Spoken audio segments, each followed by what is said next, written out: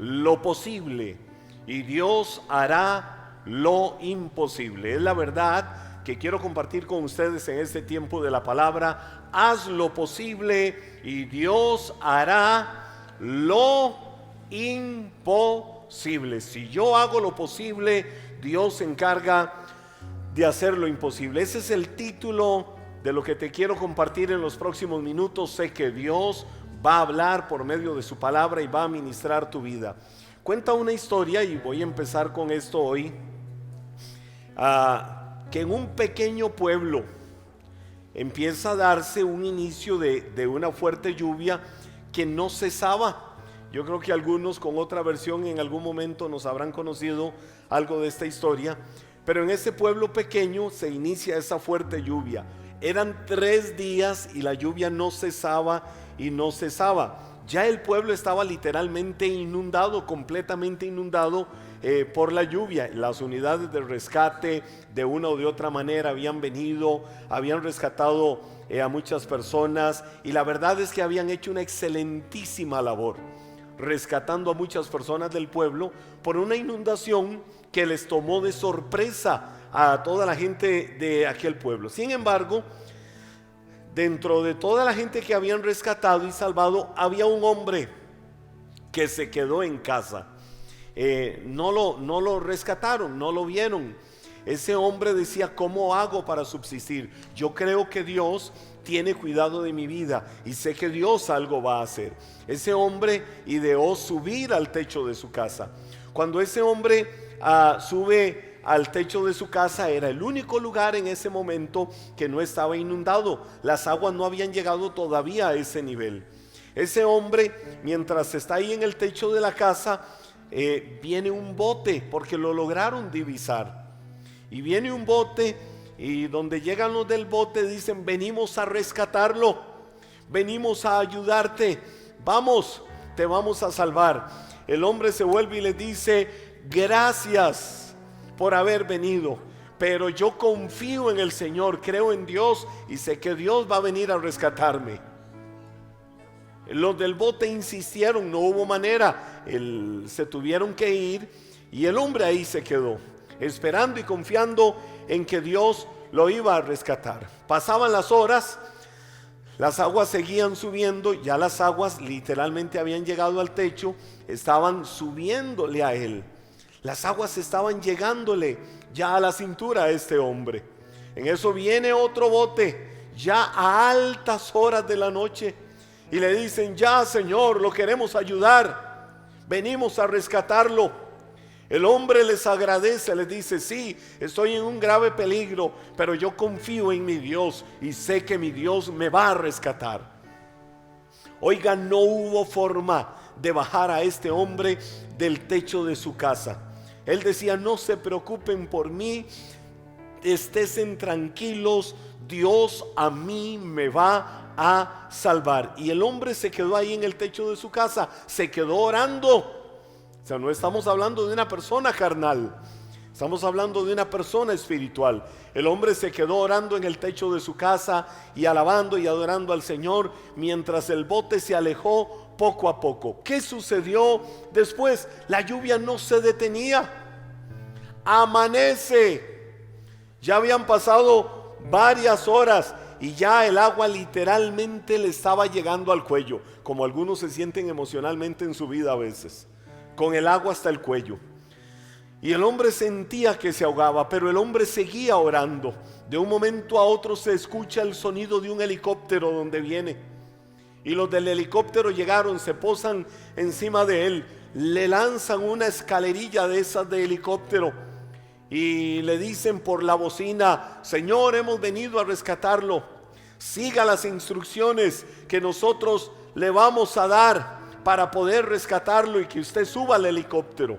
El hombre con el agua hasta el cuello viene y les dice: gracias, no se preocupen por mí, aunque estoy en grave peligro, Dios me va a venir a salvar.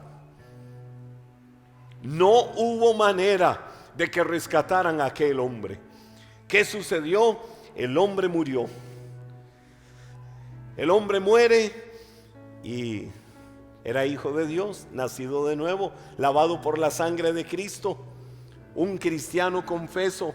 El hombre muere y va a la vida eterna cuando hace todos los trámites de entrada al cielo. Ya esto es parte de una novela.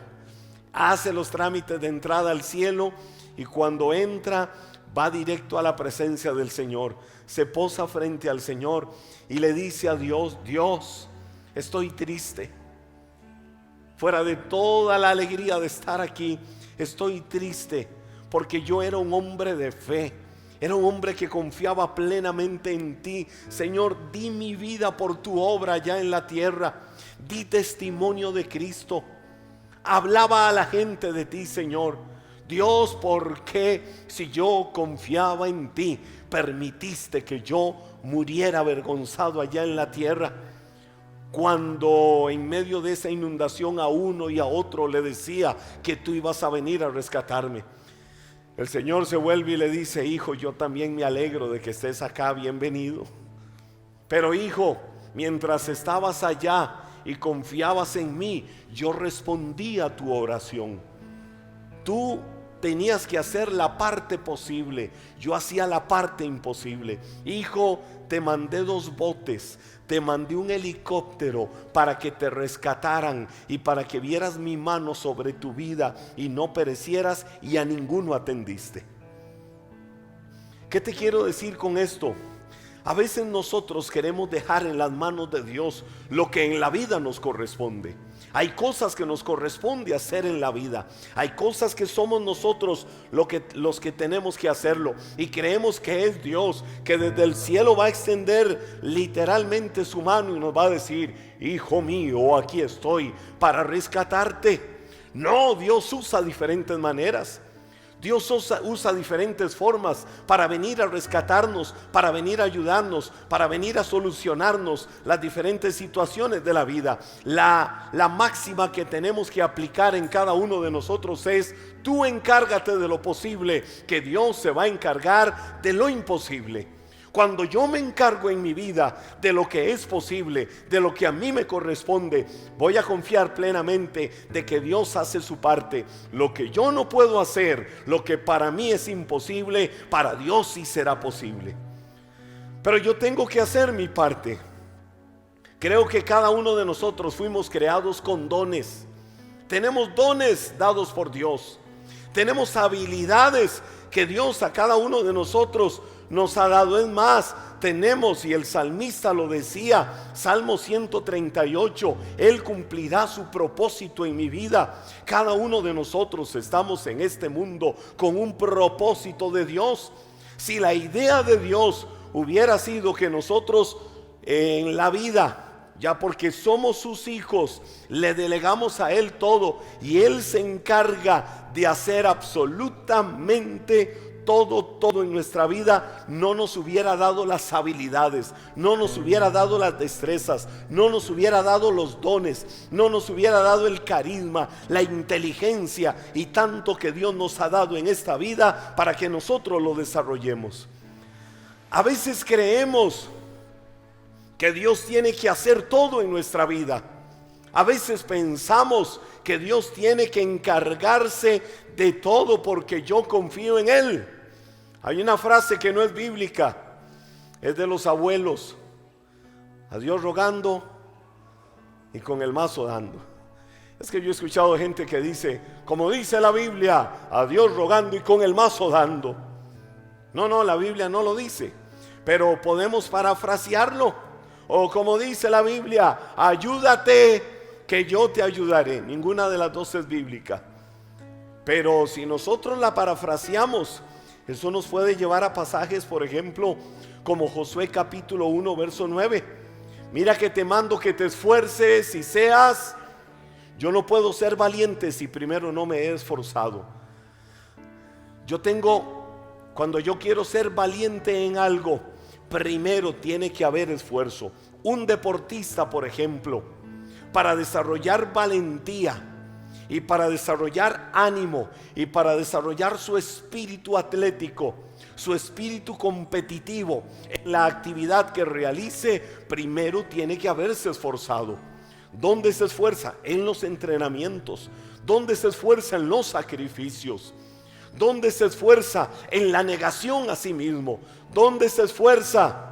En saber que tiene todos los días que disciplinadamente seguir un programa para poder lograr su objetivo. Eso le va desarrollando más fuerza, más valentía. ¿Pero por qué? Porque se está esforzando. Y viene la parte de Dios. Yo me esfuerzo y soy valiente. ¿Cuál es la parte de Dios? Y yo estaré contigo a donde quiera que vayas.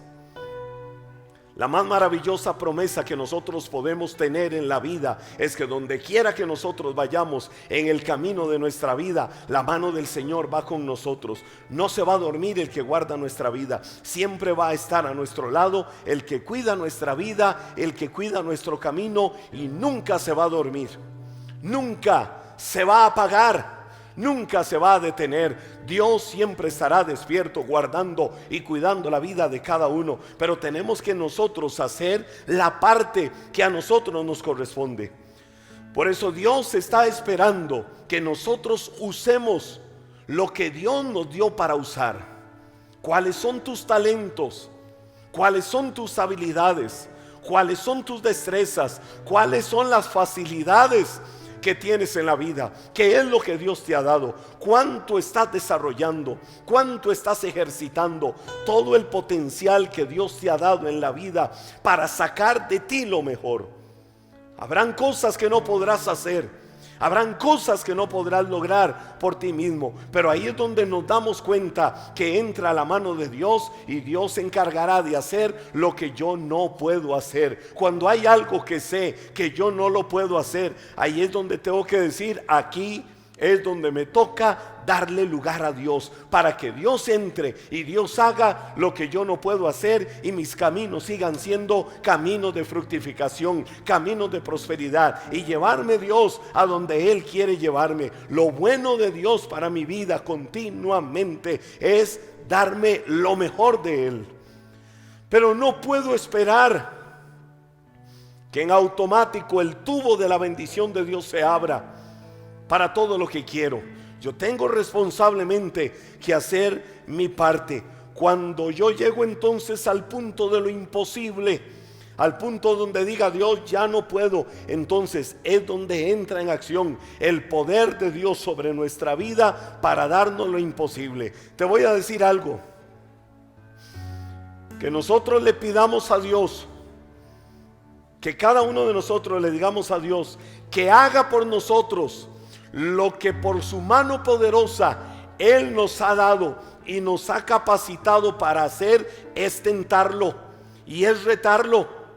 Así como cuando Satanás retó a Jesús en la tentación del desierto: si eres el Hijo de Dios, tírate desde acá, y allá abajo los ángeles del cielo te estarán esperando para protegerte. Si eres el Hijo de Dios, haz que estas piedras se conviertan en pan. Y una y otra vez el diablo quería tentar el poder de Dios, y una y otra vez Jesús entendió la artimaña de Satanás para no caer en ellas. Cada vez que nosotros queremos delegarle a Dios que Él haga por nosotros aquello en lo que ya Dios nos capacitó para hacerlo nosotros, es tentarlo. Pero te voy a decir algo: pedirle a Dios que haga lo que nos es imposible hacer es confiar en Dios, y es creer que Él lo va a hacer, y a Dios le agrada eso. Hay cosas que no puedes hacer. Hay cosas que definitivamente en tu vida por ti mismo no puedes hacer. Lo que a Dios más le agrada es que ahí le diga: Dios, aquí es donde quiero tu intervención en mi vida. Aquí es donde quiero tu mano poderosa sobre mi vida, para que hagas aquello que yo no puedo hacer, y rendirme a Él y confiar en Él y en su voluntad. Eso es lo que a Dios le agrada. Pero que yo le diga a Dios que haga por mí lo que Él me ha capacitado para hacer, es tentarlo. Muchas veces le decimos: Señor, dame amor para soportar a tal persona. Señor, dame amor para aguantarme a... Y le decimos a Dios muchas de estas cosas. Te voy a decir, cuando alguien es hijo de Dios, y ha nacido de nuevo, sabe que por el Espíritu Santo el amor de Dios ya fue derramado en su corazón por ese Espíritu de Dios. ¿Qué es lo que sigue en el camino? Ejercitar, practicar, desarrollar, avivar aquella capacidad que ya Dios me ha dado. Dios, quiero pedirte algo. Señor, ¿me puedes quitar este carácter de diablo que tengo? Señor, ¿me puedes quitar esta ira que... No, un momento. La Biblia dice que Dios no te ha dado espíritu de cobardía. Dios te ha dado espíritu de poder, de amor y de dominio propio. ¿Sí o no? Dios nos ha capacitado y el Señor nos ha dado esas facultades. Si Dios ya te dio dominio propio, entonces un carácter de ira, un temperamento lleno de una actitud iracunda, un temperamento explosivo por cualquier cosa, es no permitir que el carácter de Cristo sea moldeado en nuestras vidas en esas áreas. Entonces somos nosotros los que debemos de ejercitar con las mejores actitudes que el carácter de Cristo se forme en nuestras vidas. A veces nosotros queremos tomar la ira en nuestras manos, queremos tomar la justicia, en nuestras manos, porque hay ira en el corazón y queremos casi que entregar al mismo Satanás a gente, cuando la Biblia dice claramente que fuimos llamados a bendecir y no a maldecir. Maldice una persona que no tiene en su corazón el amor de Dios, o una persona que ha permitido, teniendo el amor de Dios, que el gobierno carnal, la mente natural, y aún abriéndole puertas a Satanás, opere en su vida.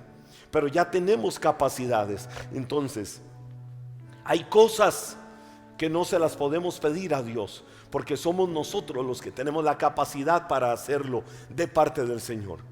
Señor, quiero... No, Señor, no. Pastor, quiero que ore por mí. Ajá, ¿y por qué quieres que ore? Pastor, puede ministrarme y reprender en mi vida ese demonio de robo que yo tengo.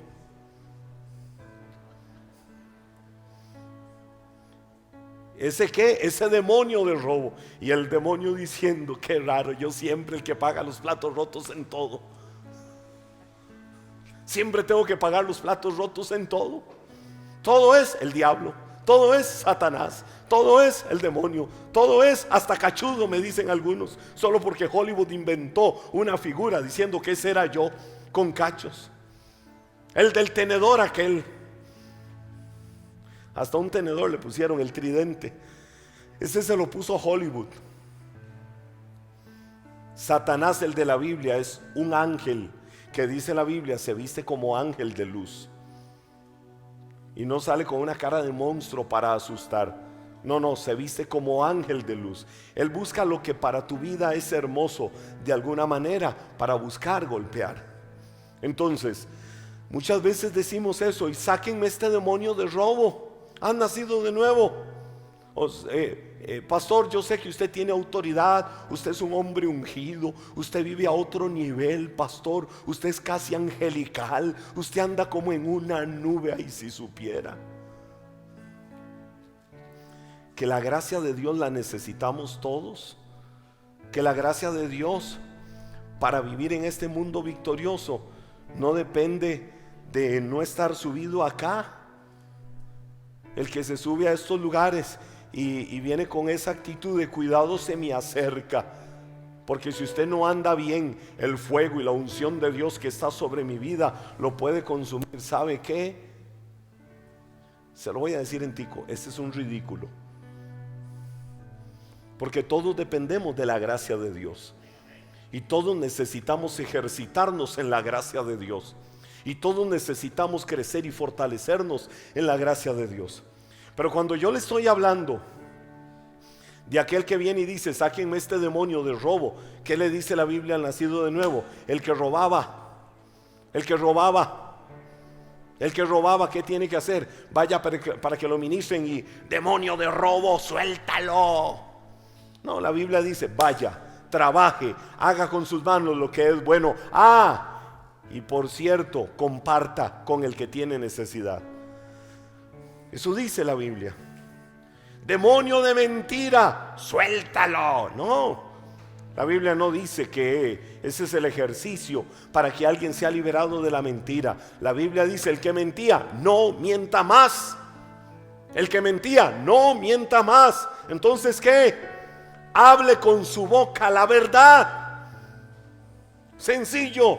O sea, son ejercicios. La vida cristiana es práctica, la vida cristiana es dinámica. Son ejercicios que yo debo de practicar para poder avanzar a vivir una vida victoriosa.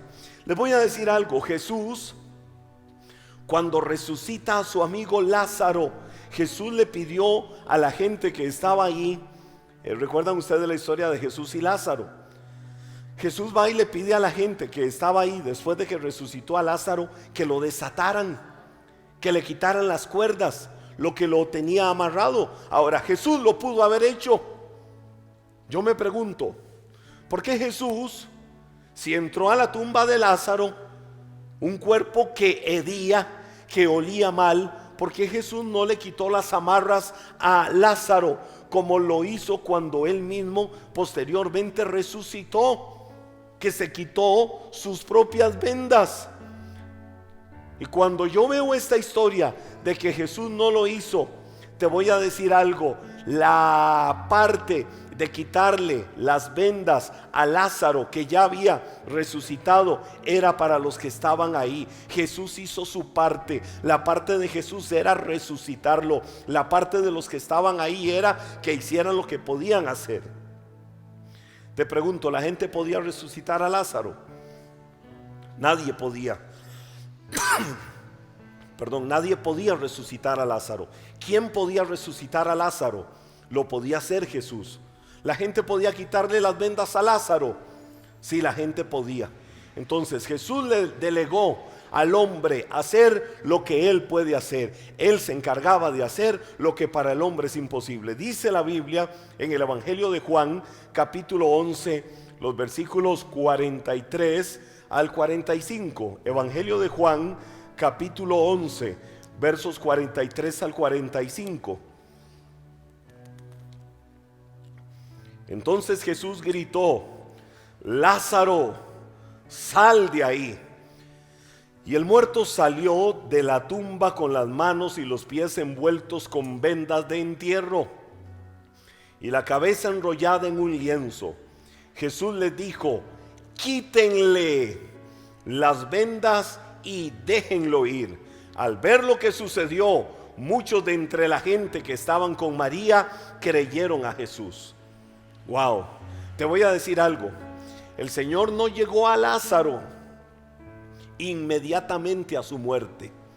Miren cómo se amplifica el milagro en la vida de Lázaro. Jesús no llegó a Lázaro.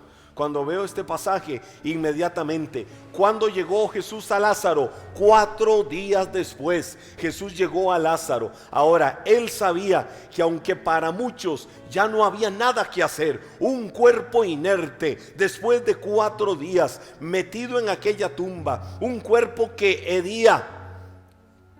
Cualquiera diría: es muy tarde para manifestar un milagro, pero para Dios hacer un milagro nunca es tarde. Dios nunca llega tarde, Dios nunca llega después, Dios llega en el tiempo perfecto. Si yo creo que ya se cumplió el tiempo y es imposible y no voy a ver su gloria y no voy a ver su poder, te tengo una palabra en esta noche: hay un tiempo de Dios para Él hacer el milagro que tiene que hacer, y Dios va a hacer ese milagro cuando lo tenga que hacer, y lo va a cumplir, y vamos a creer que Dios lo va a hacer.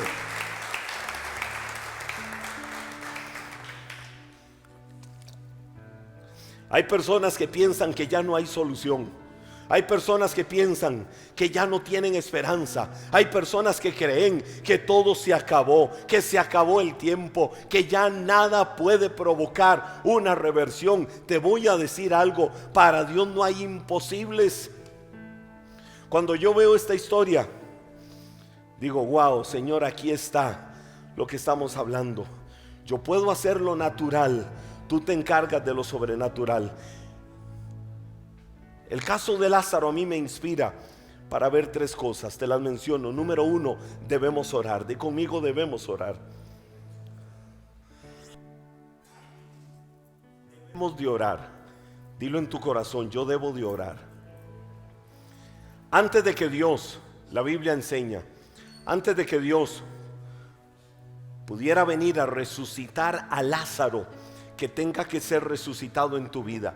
¿Cuál es el Lázaro que hoy tiene que resucitar en tu vida? ¿Cuál es el Lázaro que hoy tiene que resucitar en tu corazón? Primero necesitas, antes de ver el milagro de ese Lázaro resucitar, ponerte de rodillas, orar, confiar y creer en lo que Dios vaya a hacer. No le pidas a Dios que haga lo natural. No le pidas a Dios que haga lo que nos corresponde a cada uno de nosotros. Orar no es algo que le corresponde a Dios. Orar es algo que te corresponde a ti. Lo demás Dios se encarga. Tenemos que declarar que ya Dios hizo lo sobrenatural y nosotros vamos a hacer la parte nuestra, lo natural. Amén. Número 2. Si lo número 1 que tenemos que hacer es orar, lo número 2 que tenemos que hacer es quitar la piedra. Y cuando le digo quitar la piedra, ¿cuántas piedras hay en el corazón? Y quiero esta noche ir entrando en un espíritu de ministración, porque Dios ponía esto en mi corazón. Quiero que inclines tu rostro.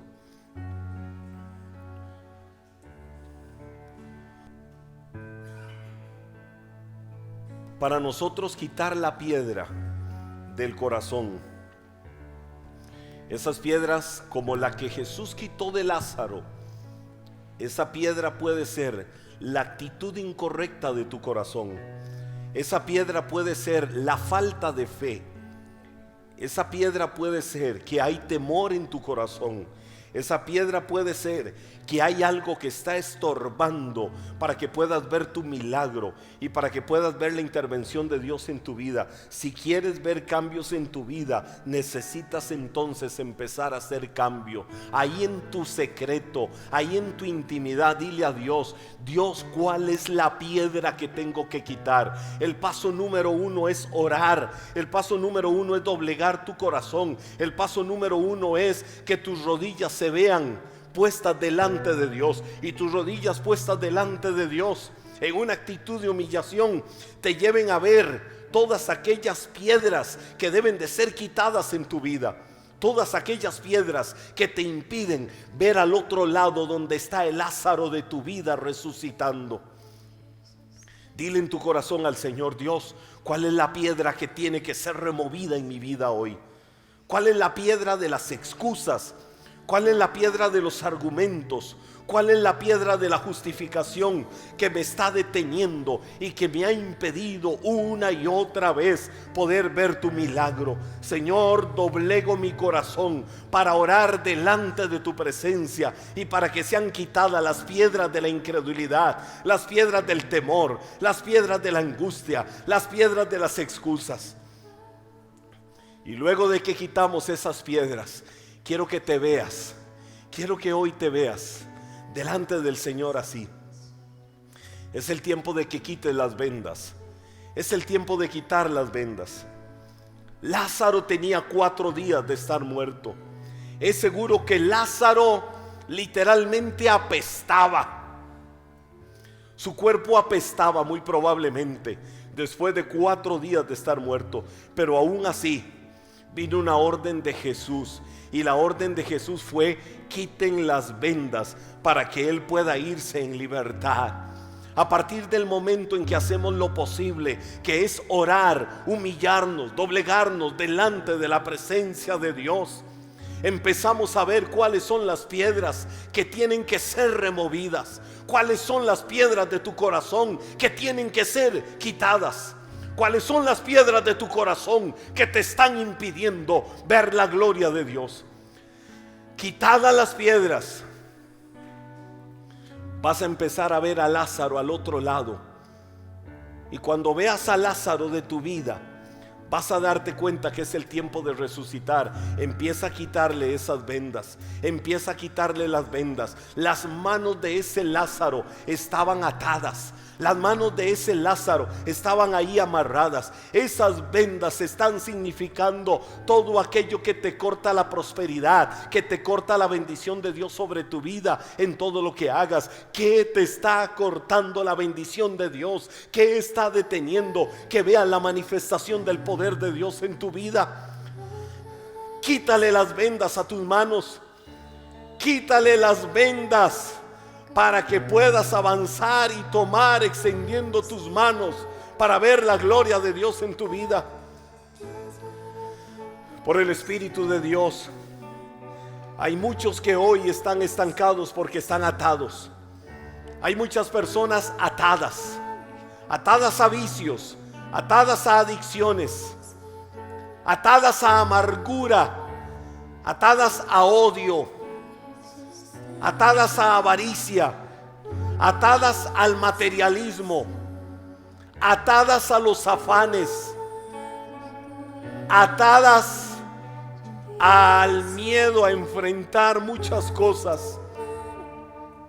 Pero por el Espíritu de Dios quiero decirte hoy es el tiempo para que tomes la mejor decisión de quitar las vendas a través del perdón, soltando el pasado, venciendo los temores, enfrentando todo aquello que te impide avanzar. No temas más, no desconfíes más en el poder de Dios, aunque los planes de Dios parezcan desconocidos o misteriosos. Tienes que creer en el Señor y estar seguro y segura de que vas a ver su gracia, de que vas a ver su poder, de que vas a ver el milagro de Dios. Haz tu parte, haz lo que es posible para ti. Dios se encargará de llevarte a ver lo imposible. Hazte la pregunta hoy. Hazte una pregunta personal mientras te vas poniendo de pie delante de la presencia de Dios. Vamos a irnos poniendo de pie y levantas tus manos. Hazte una pregunta interna, una pregunta hasta lo más profundo de tu corazón. ¿Cuál es la piedra que necesitas remover para que Dios resucite a tu Lázaro? ¿Cuál es la piedra que necesitas quitar hoy para que Dios resucite a ese Lázaro y no has visto el milagro todavía? ¿Cuáles son los cambios que hoy debes de empezar a hacer en tu vida? ¿Cuáles son esos cambios que deben de manifestarse ya? Hazte una pregunta: ¿a dónde he puesto mi confianza? ¿En quién está puesta mi confianza? ¿He puesto mi mirada en lo terrenal o tengo mi mirada puesta en el Señor? ¿He puesto mi mirada en los problemas? ¿He puesto mi mirada en las circunstancias o he puesto mi mirada en el Señor? Hoy le voy a creer a Dios. Hoy le voy a creer a Dios. Hoy le voy a creer a su poder.